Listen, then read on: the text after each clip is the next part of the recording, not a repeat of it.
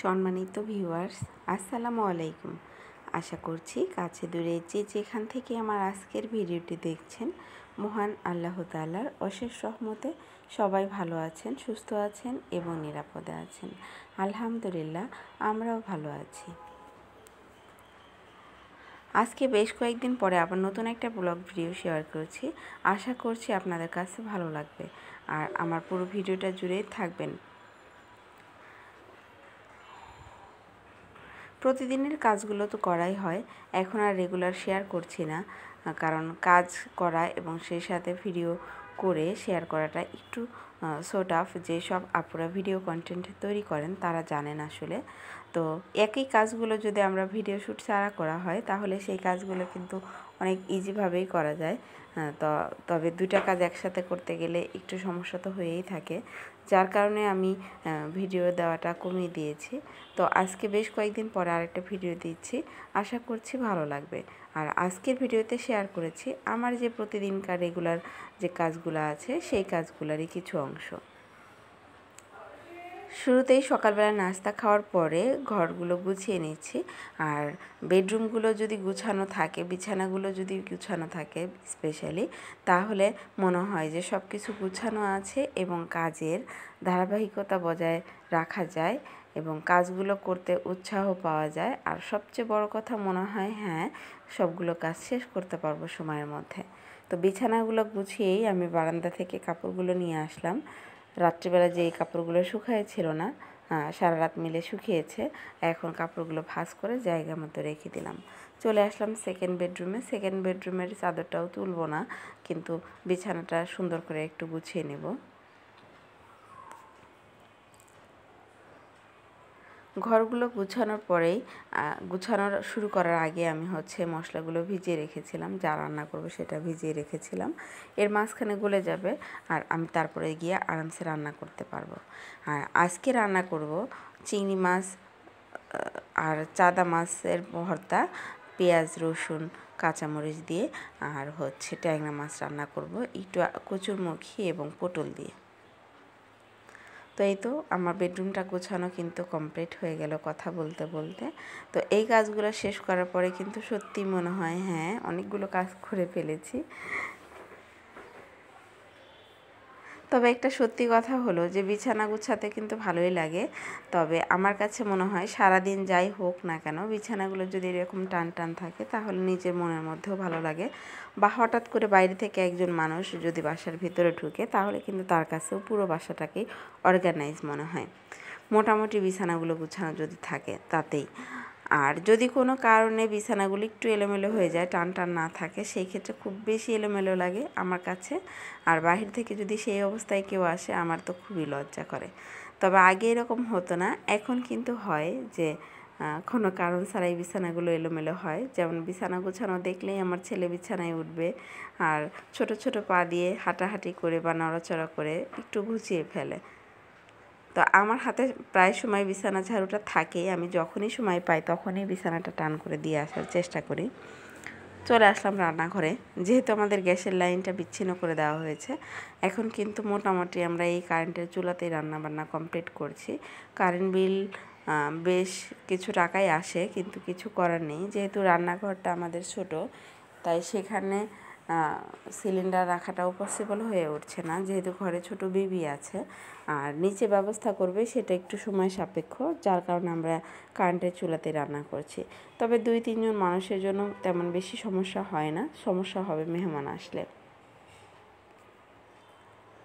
তো পেঁয়াজ মরিচটা ভেজে নিয়ে আমি এখন মাছটাকে হলুদ আর লবণ দিয়ে তেলেই ভেজে নিচ্ছি।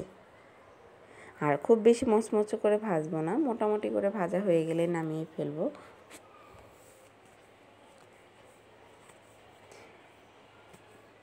এই মাছের ভর্তাটা খেতে কিন্তু বেশ দারুণ লাগে, মনে হয় অনেক তৃপ্তি করে অনেকগুলো ভাত খাওয়া যায়। যখন হঠাৎ করে কোনো কিছু খেতে মন চাইবে না, বেশ কিছুদিন একঘেয়েমি লাগে খাবারের প্রতি, তখন এই টাইপের ভর্তা কিন্তু রুচিটাকে অনেকখানি চেঞ্জ করে দেয়।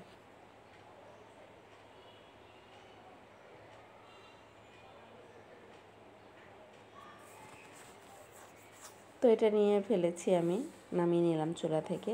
আর এই কড়াইটার মধ্যে আমি তরকারির জন্য তো ব্যাস আমি এখানে মশলাগুলো একটু কষতে দিয়ে নিয়েই আমি পাটায় বেটে ভর্তাটা করে ফেলবো।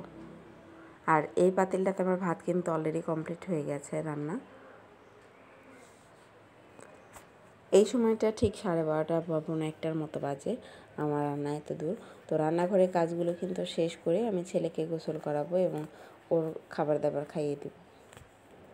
আর ওকে খাবার খাওয়ানোর পরেই আমি গোসল করে নামাজ পড়ব। কারণ হলো যে সকালবেলা যে ও নাস্তা করে একটু দেরি করে, তো তারপরে কিন্তু আমি আর এক্সট্রা কোনো খাবার দিই না। গোসলের আগে জাস্ট একটা ফলের রস দিই। আর যদি নামাজ পড়ে আমি ওকে খাওয়াতে যাই তাহলে ওর ক্ষুধাও লাগবে, প্লাস হচ্ছে ঘুমের একটু সময় দেরি হয়ে যাবে।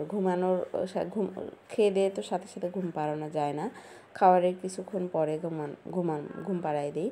আর যদি আমি নামাজ কালাম কমপ্লিট করে যদি ওকে আমি খাওয়াতে যাই তাহলে খাওয়ানো শেষেই ঘুম পাড়াতে হবে, যেটা কিনা আমার কাছে একদমই ভালো লাগছিল না, যার কারণে আমি ওকে আগে খাইয়ে দিব। এখানে আমি মশলার মধ্যে মাছগুলো কষিয়ে নিলাম, আর মাছগুলো তুলে রেখে এটার মধ্যেই আমি তরকারিটা দিয়ে দিব। আজকে একটু শর্টকাট করছি তাড়াতাড়ির জন্য, যেহেতু 1:15 বেজেই গিয়েছে। আমি যদি আলাদা করে মশলাটা আবার কষাতে যাই তাহলে আরও বেশি দেরি হয়ে যাবে। সকালবেলা একটু আলসেমি লাগে, নাস্তা করার পরে একটু রিল্যাক্স হয়ে চা খাওয়া, একটু গড়াগড়ি করা বা বসে থাকা বা মোবাইল নিয়ে বসে থাকা, সেইটা করতে গিয়েই কিন্তু আসলে কাজ যখন শুরু করি তখন অনেকখানি দেরি হয়ে যায়। আর এটা আমার প্রতিদিনেরই একটা অভ্যাস হয়ে যাচ্ছে দেখছি। তো আমি জানি না এখন পর্যন্ত আমার ভিডিওটি কেউ দেখছেন কি না। যদি এখন পর্যন্ত আমার ভিডিওটি জুড়ে কেউ থেকে থাকেন তাহলে আপনাকে অসংখ্য ধন্যবাদ। আর আমার ভিডিওর কোনো অংশ যদি ভালো লেগে যায় অবশ্যই ভিডিওটিতে একটা লাইক দিতে ভুলবেন না। আর আজকে আমার চ্যানেলে নতুন হয়ে থাকলে আপনি চাইলে চ্যানেলটিকে সাবস্ক্রাইব করে আমার চ্যানেলটির পাশে থাকতে পারেন। ইতিমধ্যে যারা এই কাজটি করেছেন তাদেরকে অসংখ্য ধন্যবাদ। আমি চাইলে ব্লেন্ডারে ভর্তাটা করতে পারতাম। আমি অবশ্য তারতম্য বুঝি না, তফাৎ বুঝি না। আমার বর বলে টোটালি পাটায় বাটা আর হচ্ছে ব্লেন্ডার করে ভর্তা করা, সেটার মধ্যে নাকি স্বাদের অনেকখানি তারতম্য হয়। তবে আমার কাছে অনেক বেশি ইজি মনে হয় ব্লেন্ডারে করলেই। তো আজকে আসলে বরের জন্যই পাটায় বেটে করছি।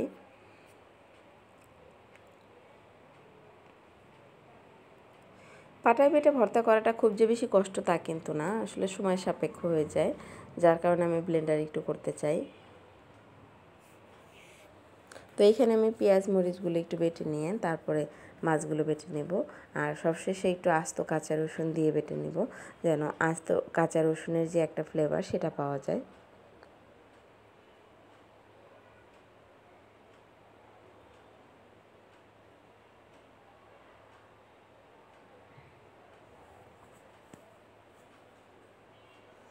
বর্ষাকালে মাছের এই ভর্তাটার কিন্তু বেশ মজা। গরম গরম ভাত কিন্তু প্রায় 1-2 প্লেট ভাত কিন্তু এই ভর্তা দিয়েই খাওয়া কমপ্লিট হয়ে যাবে, এরকম একটা অবস্থা। আর আমাদের যখন মাছ মাংস কিছুই খেতে যখন ভালো লাগে না তখন কিন্তু এই ধরনের খাবারগুলো বেশ মজা।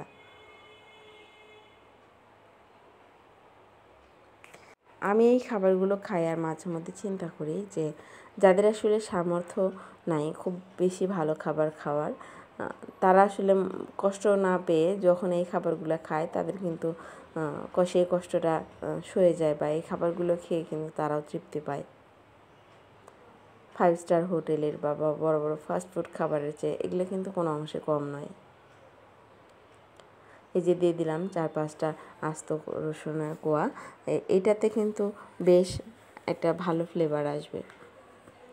যেহেতু চাদা মাছ আছে, এই চাদা মাছে কিন্তু বেশ কাটাও আছে, যতই আমি ফিনিশিং করি না কেন তাও কিন্তু কাটা কাটা থেকেই যায়। এর জন্য আমি এই যে পাতলা চাকুটা দিয়ে পাটাটা থেকে ভালো করে তুলে নিচ্ছি হাত না লাগিয়ে, কারণ এই কাটা কিন্তু খুবই মারাত্মক। যদি হাতে ফোটে তাহলে কিন্তু দেখাও যাবে না, আর কাটাটা ভিতরে রয়ে গেলে সেখান থেকে ইনফেকশনের মতো বড় বড় অবস্থা হয়ে যেতে পারে, যার কারণে আমার বেশ ভয় লাগে। তো এই তো রান্না মোটামুটি কমপ্লিট। এখন আমি যা যা থালাবাটি হাঁড়ি পাতিল বের হয়েছিল সেগুলো ধুয়ে নিচ্ছি। প্রত্যেকটা মানুষের কিছু গুড হ্যাবিট, কিছু ব্যাড হ্যাবিট থাকে। আমার একটা ব্যাড হ্যাবিট হলো, আমি যখন রান্না করতে নেই তখন অনেকগুলো থালাবাটি হাঁড়ি পাতিল নষ্ট করে ফেলি, আর সেইগুলো ধুতে গিয়ে আমার অনেক বেশি সময়ও নষ্ট হয়।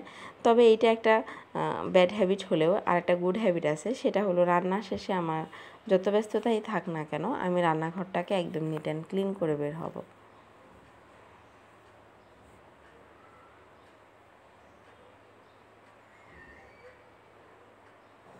আর থালাবাটি হাঁড়ি পাতিলগুলো ধুয়ে আমি আলাদা কোনো ঝুড়ি ব্যবহার করি না।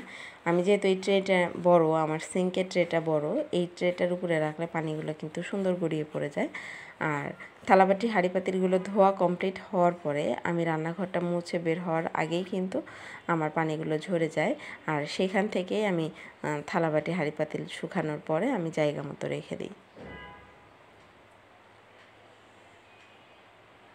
তো এখন আমি পুরো টপ কাউন্টারটা সাবান পানি দিয়ে ভালো করে একটু মেজে নিয়েছি। আর এই তো এভাবে পানি ঢেলে দিয়ে ধুয়ে নিচ্ছি, একদম ঝকঝক নতুনের মতো ঝকঝক করছে। রান্নাঘরে রান্না কাজ শেষ হওয়ার পরে এরকম ধোয়াধুয়ি করার পরে আমার কিন্তু বেশ ফুরফুরে লাগে।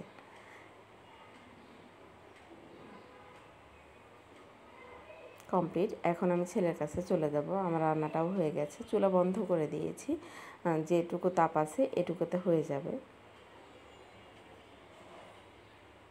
তো সবগুলো কাজ শেষ করেছি, ছেলেকে খাওয়ানো, ঘুম পাড়ানো, আমি নামাজ পড়ে তারপর আমি খেতে বসেছি।